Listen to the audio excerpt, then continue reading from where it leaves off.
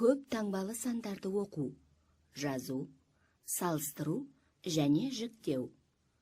Санау бірлігі ретінде біз бірліктерді, ондықтарды, жүздіктерді, мыңдықтарды алуды білеміз. Ал енді әлдеқайда ірі санау бірлігімен танысамыз. Сандарды оқу, жазу және салыстыру тәсілдерін санау жүйесі деп атайды. Біз қолданып жүрген ондық санау жүйесінің негізіне 10 саны алынған. Мұндағы 1, 10, 100, 1000 және басқа да сандар разрядтық бірліктер немесе разрядтық сандар деп аталады. Бірінші сыныптан бері біз сандарды таңбалау үшін бар жоғы 10 цифр алынатынын білеміз. 0, 1, 2, 3, 4, 5, 6, 7, 8, 9. Сандарды жазуда цифрдың мәні оның орнына байланысты болады. Алып тұрған орнына байланысты цифр бірлікті, ондықты, жүздікті, тағы сол сияқты сандарды білдіреді. Көп таңбалы сандарды оқу үшін алдымен санды оң жақтан бастап 3-3 цифрдан топтарға бөледі. Сонда соңғы топта 2 не 1 цифр болуы да мүмкін. Мысалы, 2 миллиард 356 миллион 789 мың 401. Мұндай топтарды дүние жүзінің математиктері класс деп атайды. Алғашқы 3 цифрды бірліктер класы, келесі 3 цифрды мыңдар класы деп атайды. Осылайша миллиондар, миллиардтар, тағы сол сияқты кластар болады. Бірліктер класын қарастырайық. Бірліктер класының мына сандардан тұратынын сен білесің. 0, 1, 2, 3, 4, 5, 6, 7, 8, 9. Ондықтар разряды мынандай сандардан тұрады.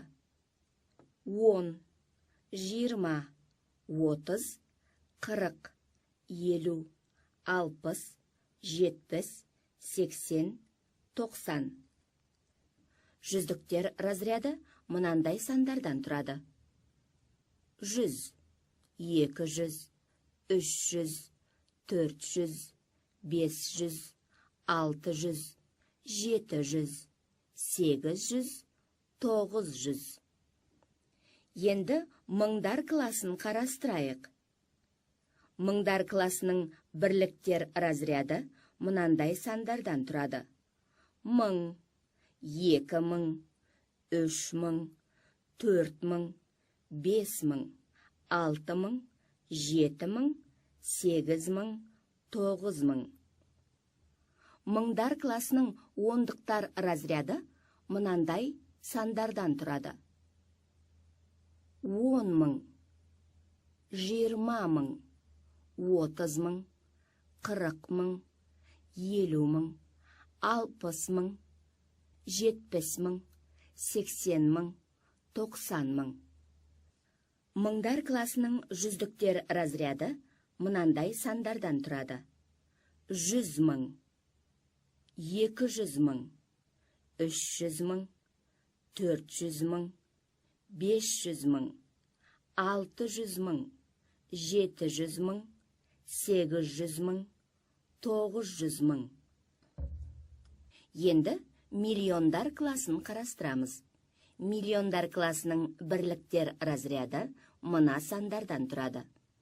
1 миллион, 2 миллион, 3 миллион, 4 миллион, 5 миллион, 6 миллион, 7 миллион, 8 миллион, 9 миллион.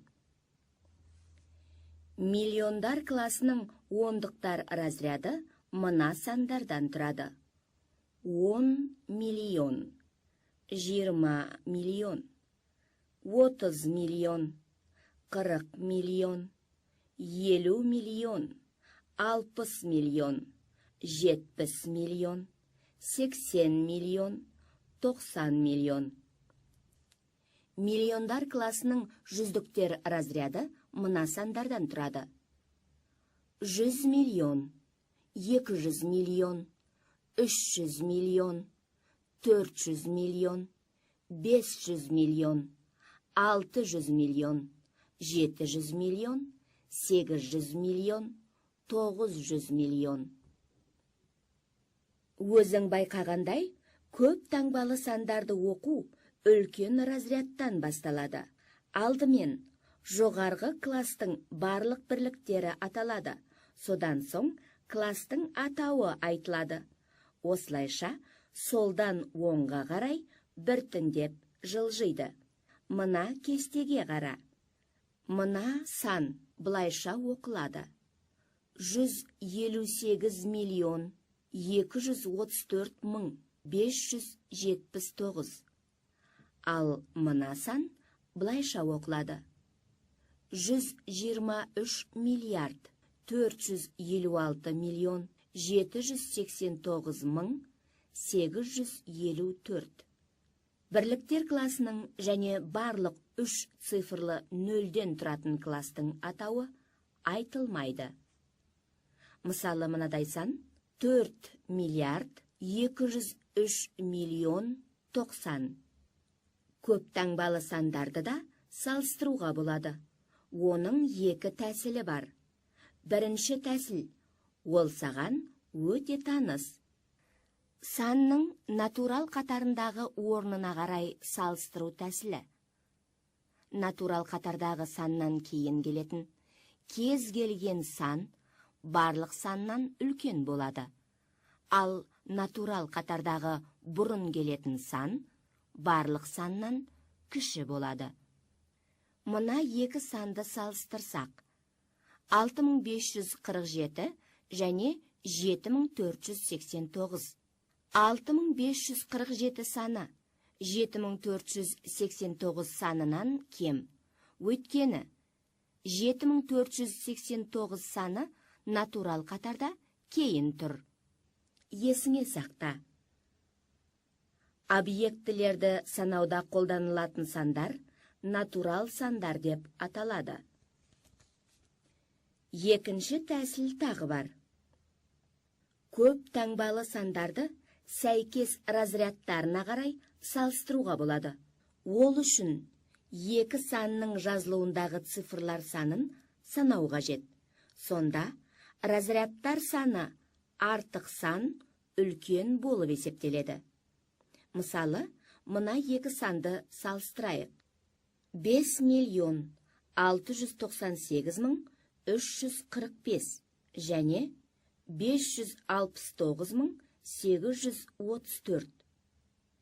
5 миллион 698 мың 345 саны 569 мың 834 санынан артық. Өйткені бірінші санда 7 разряд бар, ал екінші санда тек 6 ғана. Алайда екі санның да жазылуындағы цифрлар саны бірдей болуы мүмкін. Онда ең үлкен разрядтық бірліктеріне қарай салыстырылады. Мұнда разряд бірліктері үлкен сан артық болып саналады. Егер олардың үлкен разрядтары бірдей болса, онда сандар келесі разрядқа орай салыстырылады. Мына екі санды алайық. 345 мың 687 және 345 мың 873. Бұл жағдайда бірінші сан екіншісінен кем. Өйткені мыңдар класының бірліктері тең, ал бірліктер класының бірліктері екінші санда артық. 3, 4 таңбалы сандар сияқты көп таңбалы сандарды да разрядтық қосылғыштардың қосындысына жіктеуге болады. Мысалы, 98.763 санын бұлайша жіктеуге болады. 90.000 қосу. 8000 қосу. 700 қосу. 60 қосу. 3. Мұндай жазуды санды разрядтық қосылғыштарға жіктеу деп атайды.